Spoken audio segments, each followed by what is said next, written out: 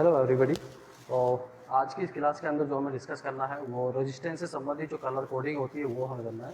जो हमारे carbon resistances हैं जो मार्केट में अवेलेबल होते हैं, तो उन पर हम देखते हैं कि कुछ इस तरह से कलर्स की लाइनिंग बनी होती है। तो इन कलर्स की लाइनिंग से हम ये बता सकते हैं कि उस जो कार्बन रेजिस्टेंस है उसका रेजिस्टेंस कितने ओम का है। तो उसके लिए कुछ एक टेबल यहाँ पे हमें थोड़ा ध्यान रखना पड़ता है। तो आज की इस वीडियो के अंदर हम ये सीखने वाले हैं जो मार्केट के अंदर जो रेजिस्टेंस कार्बन रेजिस्टेंस हमारे होते हैं उस पर जो कलर की लाइनिंग बनी होती है, उन लाइन को देखकर हम बता सकते हैं कि हमारा जो रेजिस्टेंस है वो कितने ओम का है। उसके लिए हमें ये टेबल एक से ठीक है समझनी पड़ेगी। उस रेजिस्टेंस पे ये इस तरह से कुछ लाइनिंग बनी होती है, उनके कलर्स कुछ इस तरह से होते हैं। तो हमें ये कलर्स उसी सीरियल ऑर्डर में याद रखने पड़ेंगे। तो यहाँ पर देखते हैं कि जो पहला कलर है वो black, brown, red, orange, yellow, green, blue, violet, grey, white और गोल्ड और सिल्वर ये होते हैं। तो इसको याद रखने का तरीका क्या है? वाइट तक हमें इसको याद रखना है कि BB Roy, great Britain, very good wife. तो इसको सिंपल तरीका है कि BB Roy, great Britain, very good wife. इससे हम इसको याद रख लेते हैं। तो पहला जो इसमें हमने लिखा है कलर का नेम है, नोटेशन ये है, उसका नंबर क्या आएगा, मल्टीप्लायर क्या होगा, कलर ये कुछ है जिसकी एक्यूरेसी के लिए 3 कलर होते हैं।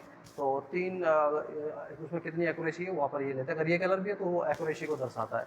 लेकिन अगर ये वाले कलर्स हैं तो उसमें हम क्या देखते हैं कि ब्लैक, ब्लैक का मतलब ये है कि 0, 1, 2, 3, 4, 5, 6, 7, 8, 9 इनको हमने यहाँ पर दर्शाया है। मल्टीप्लायर क्या है?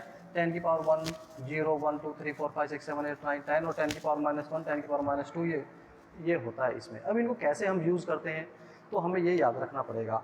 तो एक तरीके से ये सीरियल नंबर है, ब्लैक है तो उसके लिए जो हमारा ये एक तरीके से सिग्निफिकेंट फिगर्स है। ये हमारी पहली सिग्निफिकेंट फिगर कौन सी आएगी, दूसरी कौन सी आएगी और 10 की पावर में कहाँ से आएगा, तो वो मल्टीप्लायर हम इसको बोल रहे हैं। और एक्यूरेसी अगर ये कलर है तो उसकी एक्यूरेसी के साथ भी हम उसको रेजिस्टेंस को वहाँ से लिख सकते हैं।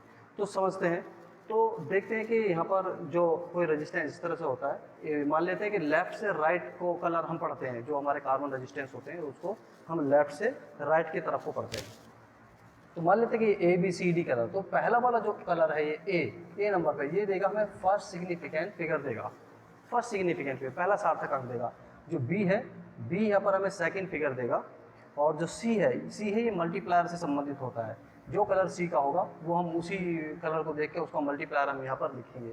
और जो डी कलर यहाँ पर ये होगा ये एक्यूरेसी को बताएगा। डी कलर में ये हो सकते हैं, गोल्ड हो सकता है, सिल्वर हो सकता है, या अगर कोई भी कलर नहीं है तो 30% उसकी एक्यूरेसी को उसमें ऐड करते हैं। तो चलिए एक एग्जांपल लेके समझते हैं कि इसको हम कैसे लेते हैं। मान लेते हैं कि हमारा कोई कार्बन रेजिस्टेंस है और उस पर जो इस तरह से अगर हम देखने पर हमें पता चल रहा है कि पहले नंबर पे रेड कलर है, फिर वायलेट है, फिर ऑरेंज है, फिर सिल्वर है। और तो यहाँ से इसको कितने ओम का रेजिस्टेंस ये होगा इसको हम कैसे बताएं? तो उसको बताने के लिए हम देखना पड़ेगा, पहला रेड है तो रेड ये रहा, तो इसका जो फर्स्ट सिग्निफिकेंट फिगर है वो 2 होगा। उसके बाद वायलेट है, वायलेट कहाँ पर है? वायलेट यहाँ पर है। देख लेते हैं उसका जो सेकंड फिगर सिग्निफिकेंट फिगर होगा वो 7 होगा, वो 7 हो गया। उसके बाद जो तीसरा नंबर आता है सी, वो मल्टीप्लायर को देता है। और सी पर तीसरे पर कलर पर क्या है? ऑरेंज है। और ऑरेंज अगर हम यहाँ से देखेंगे तो मल्टीप्लायर 10 की पावर 3 आएगा। तो ये 10 की पावर 3, तो 27 इंटू 10 की पावर 3 ओम इसका रेजिस्टेंस हो गया। और लेकिन इसमें देखते हैं कि सिल्वर कलर भी यहाँ पर है, तो फिर सिल्वर कलर के लिए देखेंगे यहाँ पर ये इसकी एक्यूरेसी को यहाँ पर ये बताएगा। तो ये एक तरीके से 20% एक्यूरेसी इसमें हो जाती है। तो इस तरह से हम किसी भी रेजिस्टेंस को वहाँ से उसकी रेजिस्टेंस फाइंड कर सकते हैं बाय यूजिंग दिस टेबल।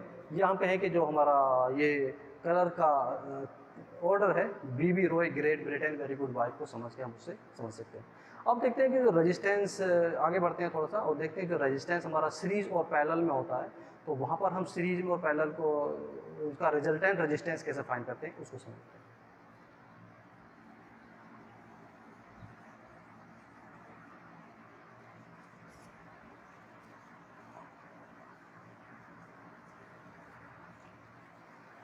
तो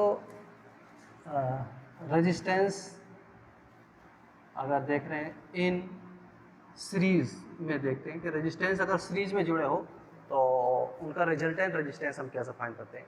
तो मान लेते हैं कि जो रेजिस्टेंस है हमारा, रेजिस्टेंस को हम ऐसे कुछ जिगजैग लाइन से दिखाते हैं इस तरह से। ये किसी भी इलेक्ट्रिकल सर्किट में हम जब रेजिस्टेंस को शो करते हैं तो इस तरह से लाइन से शो करते हैं।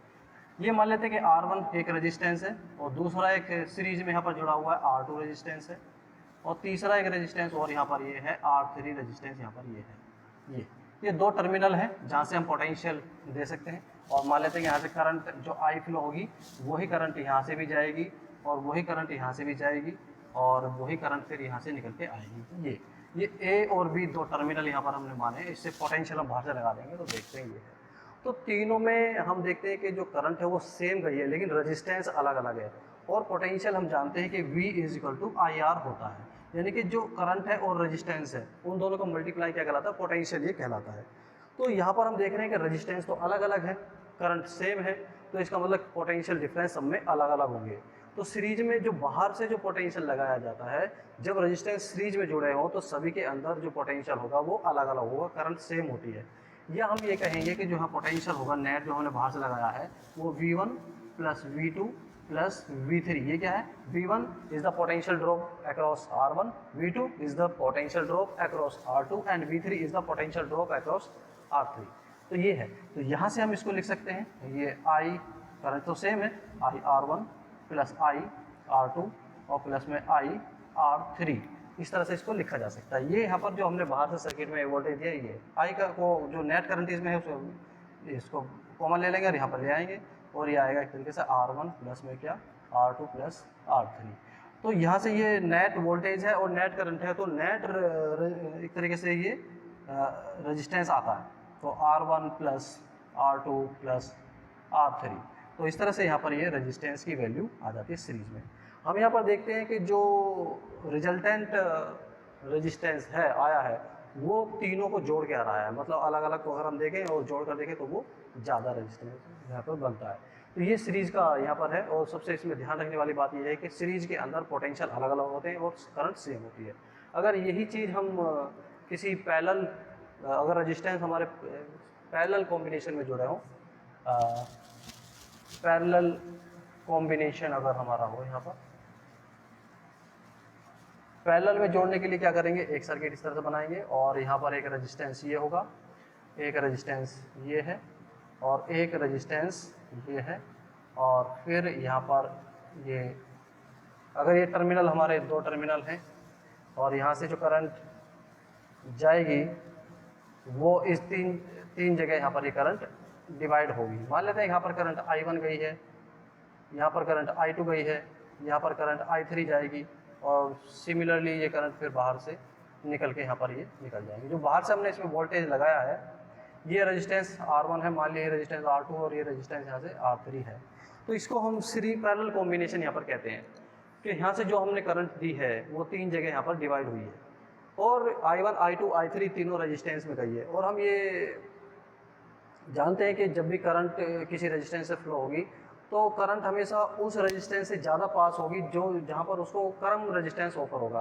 करंट हमेशा उस रास्ते को फॉलो करती है जहाँ पर रेजिस्टेंस कम हो। तो जहाँ पर रेजिस्टेंस कम होगा वहाँ पर ज़्यादा करंट जाएगी, जहाँ पर रेजिस्टेंस ज़्यादा होगा वहाँ पर करंट कम जाएगी। तो R1, R2 और R3 में इसी तरह से करंट डिवाइड होती है। और बाहर से जो वोल्टेज हम लगाते हैं तो देखते हैं कि I और करंट का मल्टीप्लाई इस तरह से होता है कि वोल्टेज जो बाहर से हमने लगाया वो इसी के इक्विवेलेंट आता है। तो पैरेलल में हम देखते हैं कि जो वोल्टेज होता है वो सेम होता है और करंट अलग अलग होती है। तो ये हमें ध्यान रखना है, पैरेलल में वोल्टेज अलग अलग होगा। क्यों? क्योंकि वोल्टेज होता है करंट का और रेजिस्टेंस का मल्टीप्लिकेशन। तो रेजिस्टेंस अगर हमने फिक्स कर दिया तो करंट उसी तरह से एडजस्ट हो जाती है, वो उतनी ही जाएगी ताकि हमारे वोल्टेज के इक्विवेलेंट हो जाए। तो यहाँ पर जो करंट है वो अलग अलग हो गई, I1 + I2 + I3, इस तरह से ये हुई है। तो यहाँ पर ये जो नेट करंट है, जो यहाँ से नेट करंट ये गई है और नेट ही करंट यहाँ से बाहर निकलेगी, तो ये तीन जगह बची। तो इसको हम लिख सकते हैं एक तरीके से यहाँ पर V/R1, क्योंकि वोल्टेज तो सेम है, V/R2 और प्लस में V/R3। तो V यहाँ से कॉमन लेके इसको डिवाइड कर देंगे यहाँ से नीचे, तो निकल के आएगा 1/R1 प्लस 1/R2 और प्लस 1/R3। तो ये आएगा, ये क्या है यहाँ से, इसको हम नेट 1/ यहाँ से ये R आएगा और 1/ में यहाँ से R1 प्लस 1/ में यहाँ से एक तरीके से R2 और प्लस 1/ में यहाँ से R3 ये निकल कर आता है। तो this is the resultant expression for the resistance. Parallel में अगर हमारे तीन रेजिस्टेंस जुड़े हैं तो ये उनका रेजिस्टेंस, इस तरह से हम उसको यहाँ से फाइंड करते हैं। तो ये इस वीडियो के अंदर हमने देखा कि कैसे सीरीज, पैरेलल रेजिस्टेंस हमारे सर्किट के अंदर जुड़ते हैं और कैसे उनका रिजल्टेंट हम फाइंड करते हैं। और कलर कोडिंग को हमने समझा कि रेजिस्टेंस जो हमारे कार्बन रेजिस्टेंस होते हैं उस पर कलर्स आते हैं, कलर्स की वजह से हम कैसे पहचान करें कि ये रेजिस्टेंस कितने ओम का है। तो ये आज हमने सीखा। आज की वीडियो में इतना रखते हैं। Thank you.